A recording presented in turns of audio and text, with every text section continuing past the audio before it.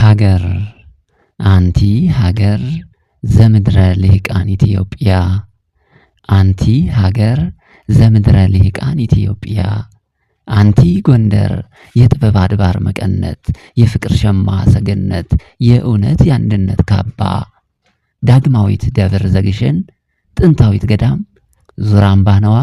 የአባቷን ጋብላ የጥቅምት ማረሸት እንገራና ወገሚት እየተጋተች እደጊ ተመንደጊ እየተባለች በእናት አባቷ ጉያ በአክስት አጎቶች አቅፍ ያደገችው ታለሜ እንደ አዲስ ጎጆ ወጪ ሙሽርነቷ በባህላዊ የጥበብ ቀሚስና ድርብ ኩታዋ ላይ አይነ በጎ የተሰኘ ጥቁር ሻሽ ጠምጥማ በጎጆዋ ወለል ለብቻዋ ስትንጎራደድ ቆየችና ኩራዝ ካጠቆራች ጭጎቷ ላይ ትንሽዬ መስታወቷን አነሳች።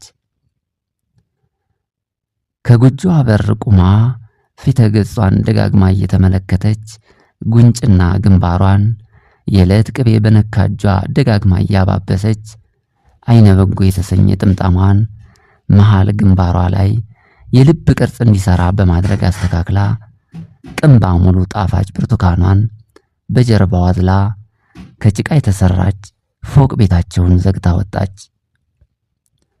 እንቁ አዝላ ገበያ ልትሄድ ከጎጆዋ ብቅ ስትል ጉም የበዛበት ሰማይ ላይ የማርያም መቀነት ከወደ ምስራቅ ተሰድሮ ተመለከተች። ጥቂት ግንጭሏን በቀኝ እጇ መዳፍ ምርኩዝ አድርጋ ሰማዩ ላይ በምታየው ነገር ስትደነቅ ቆየችና የረሳችውን የሙሽርነት ጥላዋን ልታነሳ ወደ ቤቷ ተመልሳ ግብት ስትል አንቲ ሀገር ዘምድረ ልሂቃን ኢትዮጵያ አንቲ ሀገር ዘምድረ ልሂቃን ኢትዮጵያ የፍቅር ሸማ ሰገነት የእውነት የአንድነት ካባ ዳግማዊት ደብር ዘግሸን ጥንታዊት ገዳም ዙራምባ ነዋ እያለ አይወይ ያለ ወትሮ ቅኔ እያመሰጠረ ከቻለ። በአይወይ ሁነት ጥቂት ድንግጥ ጣለችና ለገበያ ያዘለችውን ብርቱካን ሙሉ ቅንባዋን አወርዳ አባወራዋን በክብር ተቀበለችው። አይወይ ለወትሮ ቁልጭልጭ ባለቤቱን ትኩር ብሎ እየተመለከተ ደስ ተሰኘ። ማዕድ እስኪቀርብለት ድረስ አንዳች ያክል ብርቱካኑን አንስቶ ላጠና ይገምጠው ጀመር።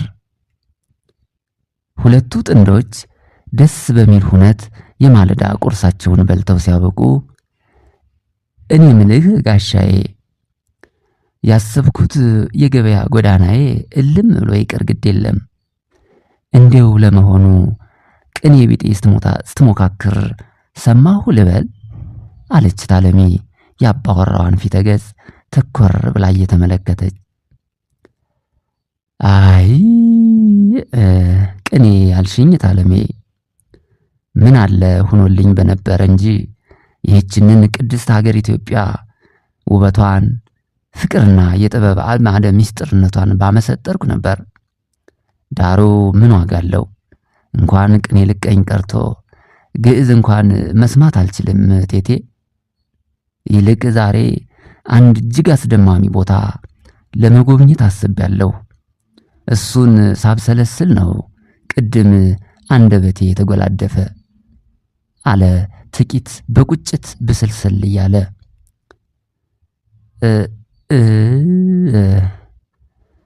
ይሁንሽ ግንሳ ዙራምባ ብለህ ስትጠራ ሰምቻለሁ። ዙራምባ ግን የት ነው? ታሪኩን አጫውተኝ የኔ ውድ አለች ታለሜ ማዕድ የተቋደሱበትን ገበታ ለማንሳት ቃጣችና የዙራምባን ታሪክ ለመስማት በመጓጓት ከእንደገና ተደላድላ እየተቀመጠች እናት ኢትዮጵያ ማህፀን ውስጥ ብሎ ጀመረ። አይወይ እናት ኢትዮጵያ ማህፀን ውስጥ ከጣና ዳሯ ፈርጡቢቷ ባህር ዳር 180 ኪሎ ሜትር ከጥበብ ልቅናዋ ጥንታዊት እመት ደብረ ታቦር 75 ኪሎ ሜትርና ከነፋስ መውጫዋ ደግሞ 24 ኪሎ ሜትር ላይ የምትገኝ አምሳለ ኢየሩሳሌም ዳግማዊት ግሸን ደብረ ከርቤ የምትሰኘዋ ብቸኛዋ የዝማሬ መዋሲት ማስመስከሪያ ጥንታዊት ገዳም ነች ዙራምባ። ዙራምባ ልክ እንደ ምሰሶ ቀጥ ብሎ በቆመ ተራራ ላይ በሚገኝ መጠነኛ አምባ እጅግ በጣም በሚያስደንቅ ሁኔታ የተመሰረተ ገዳም ነው። ገዳሙ በ6ኛው መቶ ክፍለ ዘመን በአፄ ገብረ መስቀል ዘመነ መንግስት እንደተመሰረተ የገዳሙ ድርሳናት ያስረዳሉ።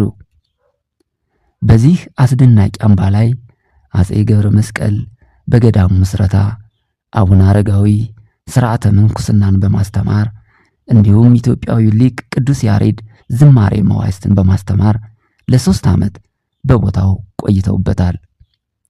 በዚህ አስደናቂ አምባ ላይ የሚገኘው የዙራምባ ጽርሐ አርያም አቡነ አረጋዊ ገዳም በቅዱስ ያሬድ የተመሰረተ የዝማሬ መዋሥዕት ማስመስከሪያ ብቸኛ ተቋም ነው።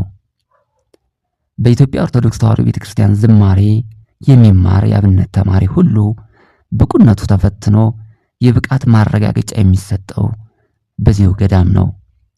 ገዳሙ በክብ ቅርጽ የተሰራ ሆኖ 35 ታላላቅ አምዶችና በመካከለኛ የሰው ቁመት ልክ የተሰሩ ተደራራቢ ጣሪያዎችም አሉት። ዙራምባ ከሚገኝበት ድንቅ መልክዓ ምድራዊ ገጽታ በዝማሬ መዋሥዕት ማስመስከሪያ ተቋምነቱ በተጨማሪ በገዳሙ መቅደስ ዙሪያ በአፄ በካፋ ዘመነ መንግስት የተሳሉ የግድግዳ ስዕሎች እንዲሁም ጥንታዊ የብራና መጻሕፍቶች መገኛ መሆኑ እልፍ ጎብኚዎች ሲያዩት በፍቅር በጉጉት እንዲጎበኙት የሚፈልጉት ገዳም እንዲሆን አድርጎታል። ዙራምባ የሊቃውንት መፍለቂያ ገዳም ሲሆን በዜማ መዋሥዕት የተመረቁና እየተመረቁ ያሉ ምሁራኖችን ለሀገር ውስጥና ለውጭው ዓለም ለእምነቱ ተቋማት አበርክቷል፣ እያበረከተም ይገኛል። ታዲያ ይህንን ድንቅና ጥንታዊ ሃይማኖታዊ ቦታ አይተን ጎብኝተን በረከት ተቋድሰን ብንመጣ ምን ይመስልሻል? አላየው ወይ ከመላእክታን ጋር ያወጋ ይመስል በምናብ ዓለሙ ጭልጥ ብሎ እየተንደረደረ። በማግስቱ ማለዳ ላይ እታለሜ ፈትላ ባለበሰችው ጃኖኩታ ባተ ሁለት በተሰኘ ባህላዊ ልብሱ ረጅም ሱመያ የተሰኘ ዘንጉን ይዞ ሲወጣ እታለሜም አባወራውን ተከትላ በባህላዊ ልብሷ ደምቃ ተሽቀርቅራ ወጣችና ጉዟቸውን ወደ ጠቢባን ቀዬ ልሂቃን አድባር ዳግማዊት ግሸን ዙራምባ አድርገው ገሰገሱ። ቸር ነገር ይቆየን።